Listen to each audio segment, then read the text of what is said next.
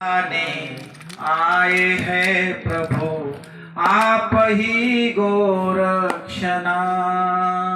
सुख द्यायला जर कोणी शांती महाराज द्यायला संत नवनाथ महाराज आपल्या जीवनामध्ये सुख देण्यासाठी या धर्तीवर जन्माला आलेले।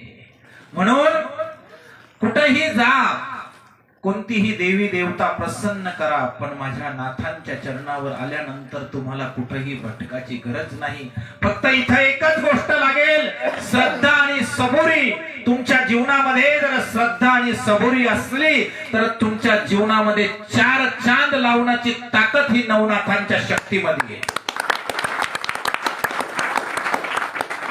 इकडे जाऊन तिकडे जायचं, तिकडे जाऊन तिकडे जायचं, 50 दगडावर हात ठेवल्याने कोणताही देव कोणताही माणूस मोठा होत नाही बाबा। एका ठिकाणी तुझं मन रम तन मन धन अर्पण कर। सुहासिन म्हणजे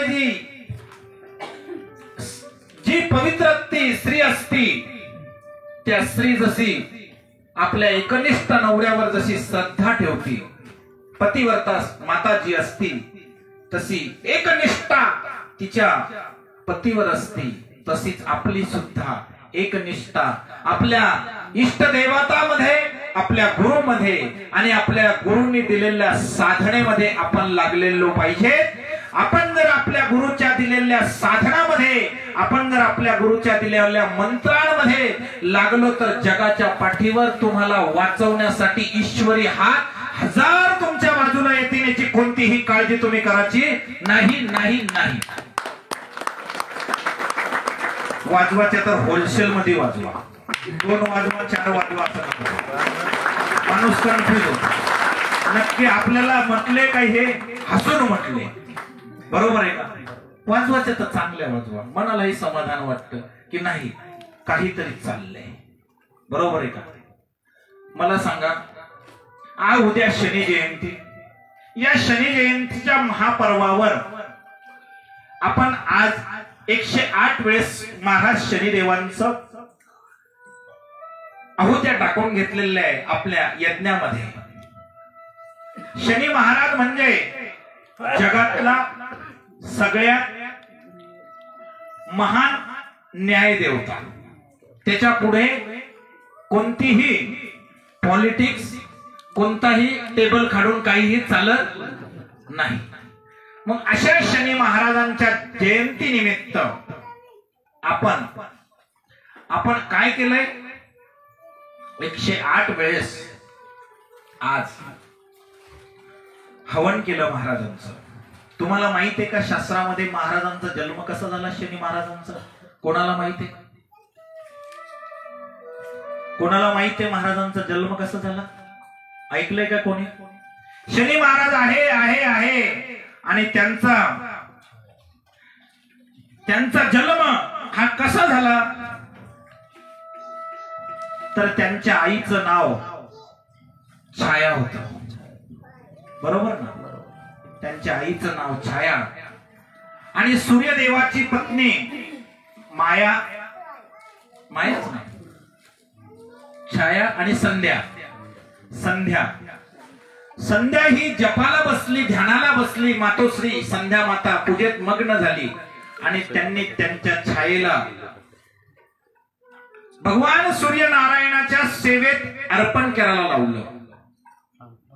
भगवान परमात्म्याच्या सूर्यनारायणाच्या सेवेत संध्या देवीने छाया मातेला तिथे थांबायला लावले सेवेत, आणि सेवेत थांबता थांबता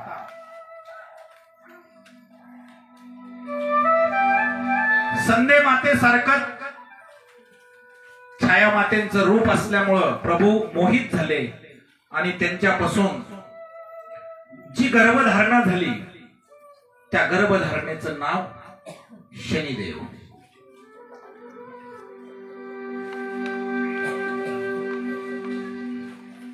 संध्या माता पूजा उरकून, त्यांचं अनुष्ठान उरकून सूर्यदेवांना भेटायला आल्या, तेव्हा छाया मातांना दिवस गेले होते, पण सूर्य भगवान तिला बघितल्याबरोबर तिच्या रूपाकडे त्यांना माहीतच नाही इथं काय झालं। आणि हे माहित नसताना हिला राग आला, छायाला राग आला. संध्या माता भगवान सूर्यनारायणाच्या सोबत संसार करू लागल्या. छाया मातांनी त्यांचं जीवन भगवान शंकराला सममित केलं. 7 ते 3 ते 7 महिन्याची गर्भवती स्त्री माझ्या भगवान शंकराला आराध्य करायला लागली. स्त्रीचं कर्तव्य हे शास्त्र सांगतंय की पोटात गर्भ असताना उपवास धरून नाही, व्रत वैकल्य करू नाही जास्त. त्याचा गर्भावर खूप मोठा परिणाम होतो. पण तरीही ज्या स्त्रीला शब्द एखादा लागलेला असतो, जसा ध्रुवाला लागला होता, अटल पदावर जाईपर्यंत ध्रुव प्रभू थांबले नाही. आणि आजही सकाळी 3:30 वाजता ध्रुव पदावर विराजमान आहे. सूर्य चंद्र तारे काही जरी झालं तरी ध्रुव भगवंत हलत नाही.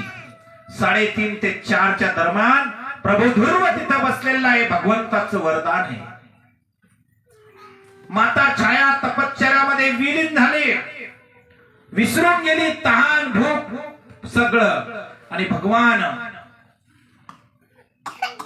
भोलेनाथांच्या महामंत्रामध्ये विलीन झाली. तो मंत्र कोणता होता? ओम नमः शिवाय.